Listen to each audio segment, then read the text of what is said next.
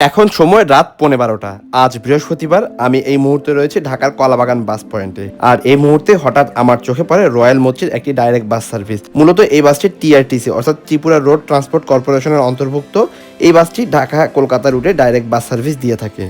Royal মৈত্রীর এই বাসটি Volvo B9R মডেলের মাল্টি এক্সেল আই শিফটের একটি বাস। এই বাসটিতে সিটগুলো ইকোনমি ক্লাস ফরমেশনে বসানো রয়েছে। কলাবাগান বাস পয়েন্ট যেটি রয়েছে এটি মোটামুটি বেশ ভালোই সরগরম রয়েছে, কেননা আজ বৃহস্পতিবার সরকারি ছুটি রয়েছে, যার কারণে প্রচুর পরিমাণ যাত্রী বাংলাদেশের বিভিন্ন টুরিস্ট স্পটে যাচ্ছিল এই মুহূর্তে। হঠাৎ চোখে পড়ে সেন্ট মার্টিন পরিবহনের এই রংধনু পেইন্টের বাসটি। এই বাসের ফুল রিভিউ ভিডিও রয়েছে আমার চ্যানেলে, চাইলে আপনারা দেখে আসতে পারেন। তবে এই বাসটির আউটলুক যথেষ্ট সুন্দর।